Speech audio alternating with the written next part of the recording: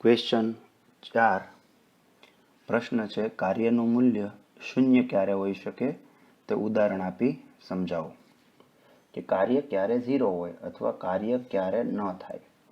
તો બહુ સિમ્પલ ચર્ચા છે બરાબર. પહેલા યાદ કરી લો વ્યાખ્યા. કાર્યની વ્યાખ્યા શું હતી? f into D into cos theta, F D cos theta, કે બળ ગુણ્યા સ્થાનાંતર અને ઇન્ટુ આ કોસ થીટા, એંગલનું કોસ લઈ લીધું બરાબર. તો જો કાર્ય 0 આ 0 લાવવું છે ડબલ્યુ, તો ક્યારે શક્ય છે ભાઈ? ક્યાં તો બળ 0 હોય, ક્યાં તો સ્થાનાંતર 0 હોય, ક્યાં તો કોસ થીટા 0 હોય. અહીંયા 3 પદ ગુણાકારમાં છે તો કોઈ પણ એક પદ 0 હોય, બાકીના બે 0 નથી એવું ધારો. કોઈ પણ એક પદ પણ 0 હશે તો આખું કાર્ય ડબલ્યુનું મૂલ્ય કેટલું આવશે? 0 આવશે. તો જો આપણે શક્યતા વિચારીએ કે ભાઈ ચાલો પહેલાં તો આપણે લખીએ સ્થાનાંતર 0 હોય, ડી 0 બરાબર, તો પણ કાર્ય કેટલું થશે? 0. આપણે ઉદાહરણ પણ આપતા જઈએ કે ભાઈ ચાલો કોઈ વેઇટ લિફ્ટર છે, એ 150 કિલોનું દળ છે એ ખભા ઉપર 30 સેકન્ડ સુધી ઉચકી રાખે, તો આ સમય દરમિયાન કોઈ કાર્ય થયું છે એમ કહી ન શકાય બરાબર. કોઈ વ્યક્તિ વજન ઉચકી 150 કિલો વજન ઉચકીને ઊભો છે 30 સેકન્ડ કે 1 કલાક સુધી, ચાલો, તો પણ આપણને એમ લાગે કે પરસેવો રેબઝેબ થઈ જશે, કેટલું કાર્ય કર્યું છે, પણ ફિઝિક્સની દ્રષ્ટિએ કાર્ય કેટલું થઈ ગયું? 0. કેમ? તો કે ભાઈ આ કિસ્સામાં બળ લગાડે છે વ્યક્તિ, એમાં કોઈ શંકા નથી, પણ એ સ્થિર પકડીને ઊભો રહી ગયો છે, એટલે પદાર્થનું સ્થાનાંતર કેટલું છે? 0. સ્થાનાંતર થતું નથી, એટલે કાર્ય કેટલું થાય? 0. એટલે આ આપણે જે મનમાં વિચારીએ છીએ કાર્ય જેને, પણ ફિઝિક્સ સાથે તેનો વિરોધાભાસ છે કે ફિઝિક્સમાં આ કાર્ય ગણાતું નથી. બીજો કેસ બળ શૂન્ય હોય ત્યારે, કે ભાઈ બળ જ ન લાગતું હોય બરાબર, F0, તો પણ કાર્ય કેટલું થશે? 0. દાખલા તરીકે આવી કન્ડિશન ક્યાં આવે કે ભાઈ લીસી સમતલ સપાટી છે, એની પર સરકતો ચોસલું છે બ્લોક, એની પર સમક્ષિતિજ બળ લાગતું ન હોય બરાબર, પણ મોટું સ્થાનાંતર કરે. દાખલા તરીકે એમ કહી દો કે અહીંયા કાચનો ટુકડો છે અને આવો બરફનો મોટો ટુકડો છે, એની પર સ્લીપ થાય છે, સરકે છે બરાબર. આ લીસી સપાટી છે એકદમ. લીસી સપાટી એટલે શું કે ભાઈ ઘર્ષણ બળ કેટલું? 0 હોય બરાબર. ખરબચડી હોય તો ઘર્ષણ બળ લાગે, પણ લીસી હોય તો ઘર્ષણ બળ ન લાગે. તો આવી લીસી સપાટી પર માની લો કોઈ બધા સ્લીપ થતો હોય, તો જો તમે વિચારો કે અહીંયા બળ તો તમે 0 કીધું, ઘર્ષણ બળ 0 કીધું, અહીંયા સ્થાનાંતર થાય છે, પદાર્થ ખસે છે, એટલે બળ 0 છે બરાબર, સ્થાનાંતર ભલે થાય છે, તેથી કાર્ય કેટલું થશે? 0 થશે. એટલે આ F બરાબર 0 નો કેસ થઈ ગયો કે તો પણ કાર્ય 0 થાય. એટલે F ની વાત થઈ, D ની વાત થઈ. હવે વાત લઈએ કોસ થીટાની. તો આપણે કીધું થીટા એંગલ છે બરાબર, બળ અને સ્થાનાંતર વચ્ચેનો. તો જો કોસ થીટા 0 તો કાર્ય 0 થાય. તો તમે વિચારો થીટા કેટલું થાય? 90 ડિગ્રી બરાબર. આપણને ખબર છે થીટા કેટલા મૂકો તો કોસ થીટા 0 આવશે. કોસ 90 કેટલા થાય? 0. એનો અર્થ એંગલ કેટલો હશે? 90 ડિગ્રી. તો જ્યારે બળ અને સ્થાનાંતર વચ્ચેનો એંગલ 90 ડિગ્રી હોય ત્યારે હંમેશા કાર્ય કેટલું થાય? 0. અથવા બળ અને સ્થાનાંતર કોઈ પણ બે સદિશ પરસ્પર, મેં તમને અગાઉ કીધું પરસ્પર લંબ હશે તો ડોટ ગુણાકાર કેટલો થાય? 0 થાય. તો જો બળ અને સ્થાનાંતર લંબ હોય એટલે થીટા કેટલો? π/2, અને કોસ π/2 કેટલું થાય? 0. દાખલા તરીકે સમક્ષિતિજ લીસા ટેબલ પર ગતિ કરતા બ્લોક માટે ગુરુત્વીય બળ mg કાર્ય કરતું નથી, કારણ કે તે સ્થાનાંતરને લંબરૂપે લાગે છે. એવું કીધું કે માની લો આ ટેબલની સપાટી છે, એની પર કોઈ આવો બ્લોક છે, આ દિશામાં ગતિ કરે છે, આવી રીતે સરકતો જાય છે આ ટુકડો બરાબર. તો અહીંયા કાર્ય કેટલું થશે? ગુરુત્વાકર્ષણ બળ દ્વારા કાર્ય કેટલું થશે? 0. જો અહીંયા બળ ગુરુત્વાકર્ષણ બળ લીધું છે. શા માટે? તો કે જો ગુરુત્વાકર્ષણ બળ, પદાર્થનું વજન તો નીચે લાગવાનું, mg છે પદાર્થનું વજન છે, અને પદાર્થનું સ્થાનાંતર આ દિશામાં થાય છે બરાબર. તો આ F છે, આ D છે, અને પરસ્પર લંબ છે. તો વ્યાખ્યા પ્રમાણે જ્યારે આપણે FD cos થીટા કરીએ ત્યારે થીટા કેટલો થશે? 90. તો કાર્ય કેટલું થશે? 0. એટલે જ્યારે પરસ્પર લંબ હોય બંને, ત્યારે પણ કાર્ય થતું નથી. બરાબર. ક્વેશ્ચન 5, કાર્યનું સૂત્ર લખી તે ધન, ઋણ અને શૂન્ય ક્યારે હોઈ શકે તે સમજાવો. બરાબર. કાર્ય ધન, ઋણ અને શૂન્ય ક્યારે હોઈ શકે તે દર્શાવો. જો મિત્રો પહેલા સમજી રાખો, કાર્યનું મૂલ્ય ધન અને ઋણ બંને હોઈ શકે. કાર્ય પ્લસ પણ હોઈ શકે, માઇનસ પણ હોઈ શકે. એનો ફિઝિક્સમાં શું છે એ પછી સમજીએ, પણ પહેલા સમજો ક્યારે ધન હોય, ઋણ હોય. તો જો આપણી કાર્યની વ્યાખ્યા આપણે લખીએ છીએ W બરાબર FD cos θ. હવે અહીંયા બરાબર બે શક્યતા છે. આપણે cos θ ને આધારે આખું વ્યાખ્યાયિત કરીએ છીએ કે cos θ નું મૂલ્ય ક્યાં તો ધન પણ હોય અને cos θ નું મૂલ્ય ઋણ પણ હોઈ શકે. બરાબર. માની લો આપણે એમ કહીએ cos θ ધન હોય. બરાબર. જો F અને D બળ અને સ્થાનાંતર ઓલવેઝ કેવા હોય છે? પ્લસ જ હોય છે. એનું મૂલ્ય હંમેશા ધન જ હોય છે. cos θ ધન પણ હોઈ શકે, ઋણ પણ હોઈ શકે. હવે વિચારો, cos θ ધન હોય તો કાર્ય W કેવું આવશે? ધન આવશે. હવે ત્રણેય વેલ્યુ કેવી થઈ ગઈ? પ્લસ. એટલે ગુણાકાર કેવો થઈ ગયો? પ્લસ. એ જ રીતે cos θ નું મૂલ્ય ઋણ હોય તો કાર્ય કેવું થશે? ઋણ થશે. એટલે ધન કે ઋણ કાર્ય કોણ નક્કી કરશે? આપણો એંગલ cos θ. બરાબર. વિચારીએ, જો ક્યારે એ એંગલ કેટલો હોવો જોઈએ? તો જો થીટાનું મૂલ્ય આપણું, બરાબર, બે સદિશ વચ્ચેનો ખૂણો એ 0 અને 90 ની વચ્ચે હોય તો cos θ કેવું થશે? ધન થશે. દાખલા તરીકે એના માટે તમારા એકમ વર્તુળની જરૂર પડશે. તમે એકમ વર્તુળ શીખી ગયા હશો કપોપરાશરમાં, એનો એક મુદ્દો આવે છે. તો એકમ વર્તુળમાં હું ટૂંકમાં કહી દઉં છું. બરાબર. એ તો ત્યાં તમે એકમ વર્તુળ જોઈ લેજો. તો અહીંયા આપણે એકમ વર્તુળમાં હવે 4 ચરણ લખ્યા હતા, ઓલ, એસ, ટી, સી. અને તમે એવું બોલતા ઓલ એટલે અહીંયા સાઇન, કોસ, ટેન, કોટ બધા ધન. બરાબર. તો અહીંયા આપણું cos θ પહેલા ચરણમાં કેવું થશે? ધન. પહેલું ચરણ એટલે એંગલ કેટલો થશે? 0 થી 90. બરાબર. તો 0 થી 90 વચ્ચેનો એંગલ કોઈ પણ હશે એટલે એ પહેલું ચરણ થઈ ગયું. અને એમાં cos θ કેવો છે? ધન. એટલે કાર્ય કેવું થશે? ધન.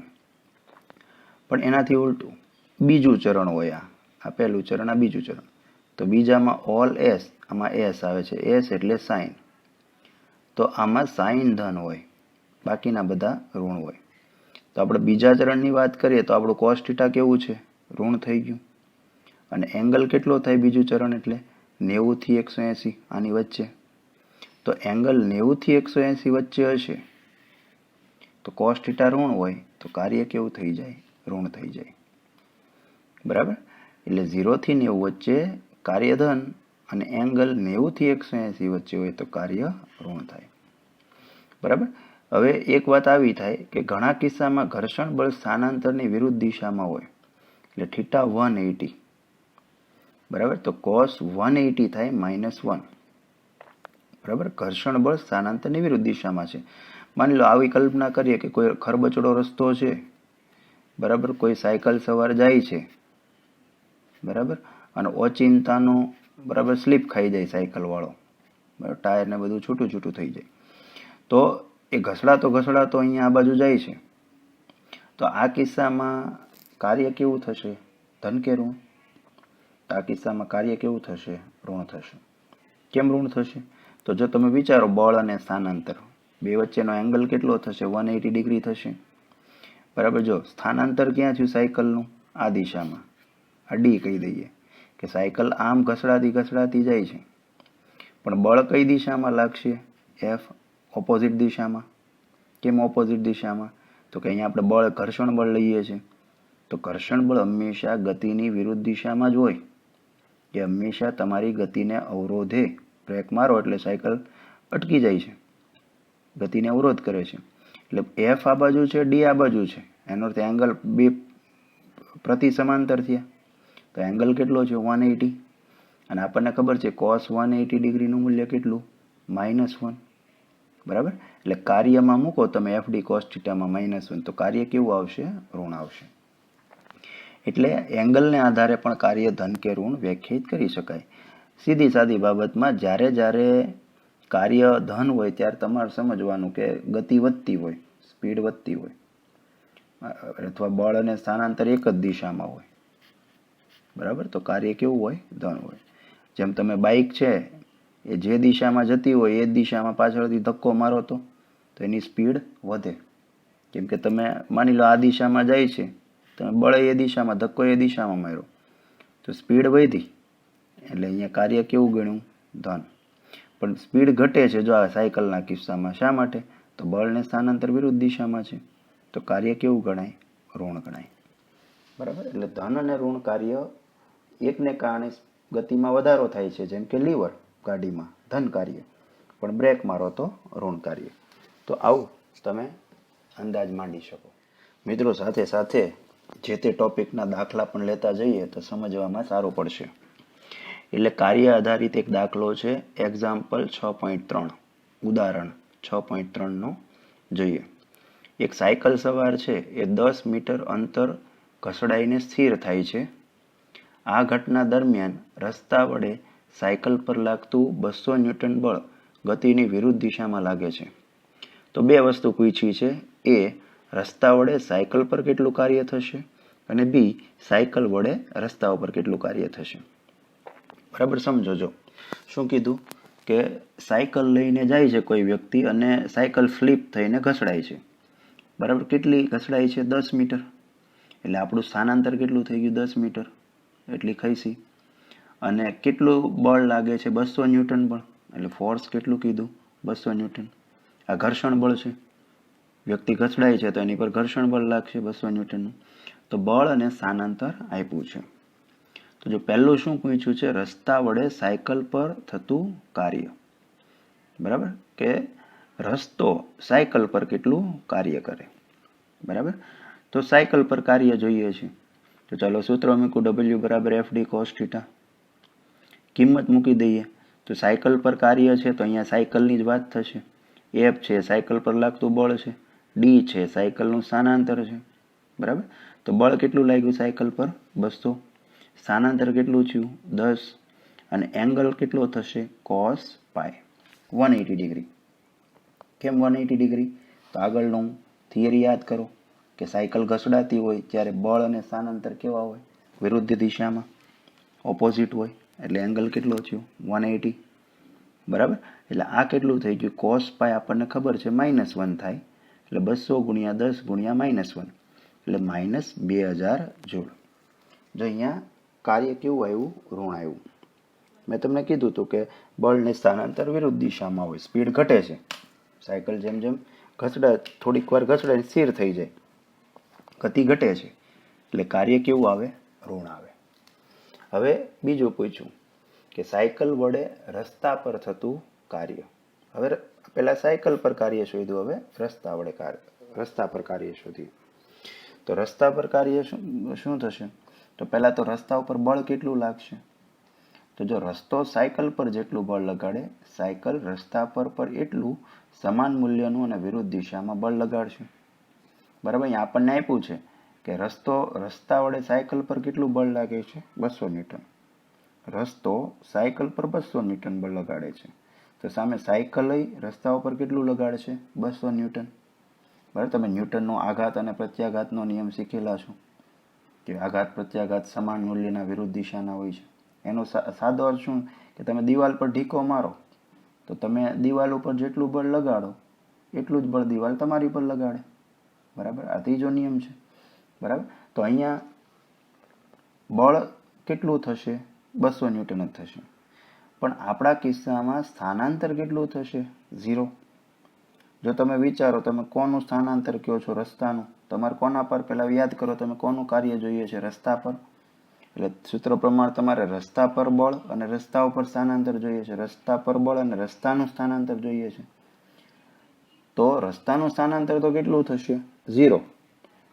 બરાબર, સાયકલના બળ લગાવવાથી કઈ રસ્તો ખસવાનો નથી, એટલે રસ્તાનું સ્થાનાંતર કેટલું થયું? 0. તો આ કિસ્સામાં કાર્ય કેટલું થશે? 0. બરાબર, એટલે સાયકલ પર કાર્ય તમે ગણી શકશો, રસ્તા ઉપર કાર્ય કેટલું થશે? 0. રસ્તાનું સ્થાનાંતર કેટલું છે? 0. એટલે આ વાતનો એક સારાંશ તમે મિત્રો આવો લઈ શકો.